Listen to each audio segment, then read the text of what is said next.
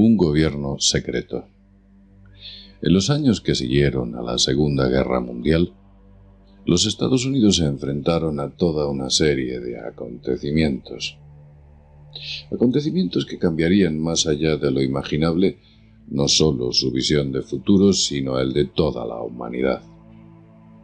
El presidente Truman y los más altos cargos de su Estado Mayor militar, a pesar de resultar vencedores de la guerra más cara y mortífera de toda la historia de la humanidad, solo pudieron constatar su impotencia frente a estos acontecimientos sorprendentes. En aquel tiempo, los Estados Unidos habían descubierto, mejorado y experimentado la bomba atómica, y poseían, por tanto, siendo la única nación de la Tierra, un arma que tenía el poder de destruir no solo al enemigo más peligroso, sino a la Tierra entera. Tenían la economía más floreciente, la tecnología más avanzada, el nivel de vida más próspero. Eran ellos los que mayor influencia ejercían sobre el mundo y disponían de la potencia militar más importante y potente de toda la historia de la humanidad. Por ello es difícil imaginar el desamparo y el desánimo que se apoderó de la élite del gobierno de los Estados Unidos, cuando tuvieron que admitir que una nave espacial dirigida por entidades parecidas a insectos de una especie totalmente desconocida se estrelló en el desierto de Nuevo México. Entre enero de 1947 y diciembre de 1952, no menos de 16 ingenios espaciales se estrellaron o tuvieron que efectuar aterrizajes de emergencia.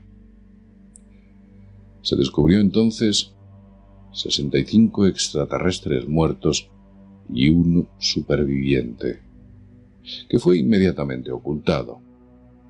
Otra nave espacial explosionó, de la cual no quedó prácticamente nada.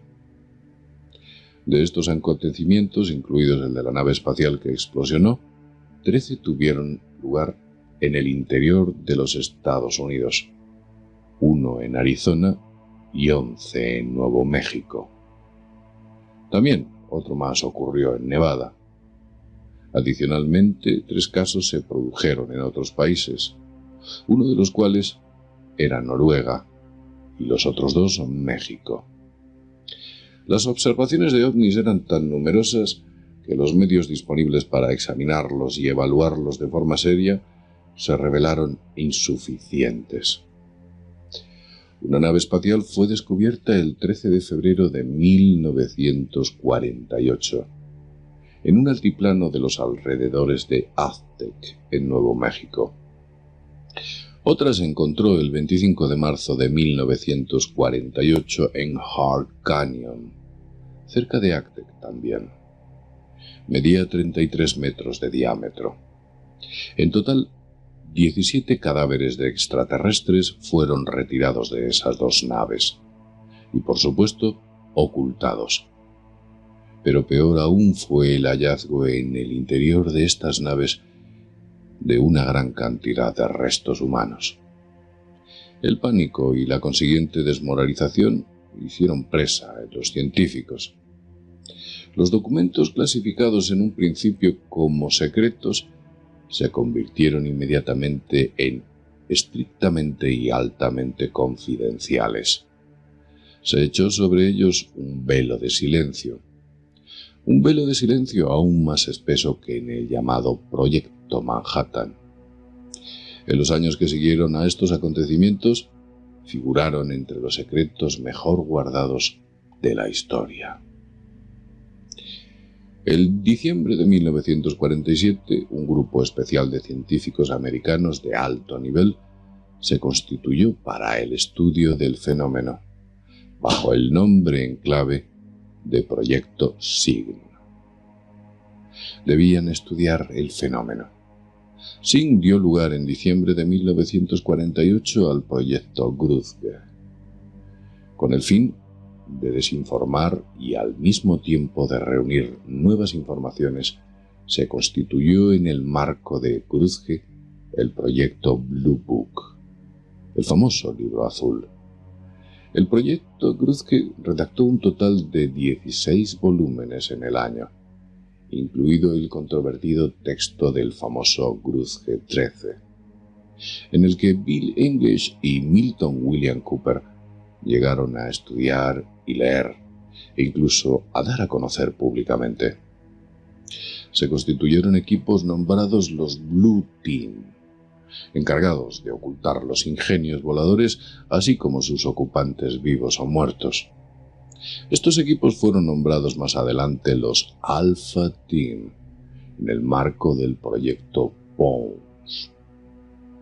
Los primeros años fueron la Fuerza Aérea de los Estados Unidos y la CIA, los organismos que ejercían en exclusivo o en exclusividad el control del velo de silencio sobre los extraterrestres.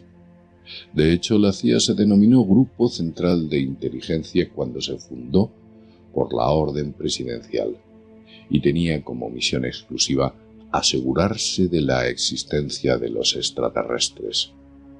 Solo fue después de la abolición de la Ley sobre la Seguridad Nacional que se denominó la CIA. En los años siguientes se redactaron numerosas órdenes presidenciales y se ratificaron informes secretos como el NSC-4 y su anexo el NSC-4A, bajo la presión de los ministros Marshall, Forrestal y Patterson, así como la del director del Comité de Planificación del Ministerio de Asuntos Exteriores, el señor Kennan.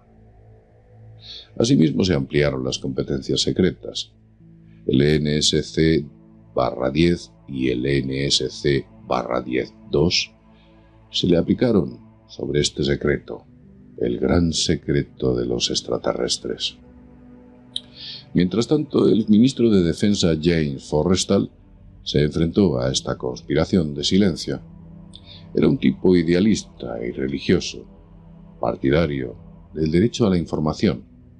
Cuando se planteó el problema de los extraterrestres y pretendió comentarlo con los dirigentes del partido y del Congreso, el presidente Truman le advirtió que no lo llevara a cabo.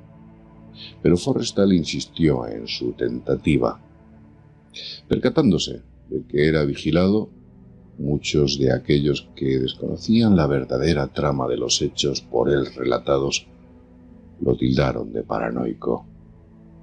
Más tarde se difundió la noticia de que Forrestal, a consecuencia de una depresión nerviosa, había ingresado en Bethesda, en el hospital de Marina. La realidad, no obstante, era que se tenía miedo a que Forrestal hablara más y era necesario aislarlo y desacreditarlo. A una hora temprana de la mañana del 22 de mayo de 1949, agentes de la CIA liaron una sábana al cuello de Forrestal, sujetándolo a ésta en la habitación y arrejándolo a éste por la ventana. La sábana se rasgó cayendo al suelo y falleciendo James Forrestal, quien fue una de las primeras víctimas de la gran conspiración. El extraterrestre vivo retirado de los escombros de Roswell en 1947 fue nombrado EBE. Este nombre fue propuesto por el Dr. Vannevar Bush y eran las siglas de Extraterrestrial Biological Entity. EBE mostraba una propensión a la mentira, y si se le preguntaba sobre algo que no quería contestar, simplemente guardaba silencio. No obstante, durante su segundo año de cautividad, empezó a colaborar y las informaciones que facilitó fueron sorprendentes. La compilación de sus revelaciones forma parte de lo que posteriormente se llamó el Libro Amarillo. Hacia finales de 1951, EBE enfermó. El cuerpo médico no era capaz de determinar la causa de su enfermedad. No se disponía de ninguna experiencia sobre la cual basarse. Las funciones corporales de EBE se basaban sobre la clorofila y transformaban el alimento en energía de manera similar a las plantas. Las deposiciones asimismo se asimilaban a las de las plantas, y en consecuencia se decidió llamar a un botánico, el doctor Guillermo Mendoza, especialista en botánica, quien fue el encargado en velar por la salud del hebe. El doctor Mendoza se esforzó en salvar la vida del extraterrestre, si bien éste falleció en la mitad del año de 1952. De esta manera, el doctor Mendoza llegó a ser una especie de especialista en la biología extraterrestre. Simultáneamente, mientras se realizaba el intento infructuoso para salvar la vida de Eve, y con el fin de aprovechar esta situación para ganarse los favores de una raza tan superior a la nuestra, los Estados Unidos empezaron a principios de 1952 a enviar al cosmos llamadas de ayuda. Las llamadas no fueron contestadas, si bien el proyecto se mantuvo como señal de buena voluntad. El 4 de noviembre de 1952, el presidente Truman creó inmediatamente un decreto presidencial secreto, la supersecreta Agencia Nacional de Seguridad, la NSA. Su función era la decodificación de las comunicaciones con los extraterrestres, así como el estudio de su lengua para poder contactar con ellos.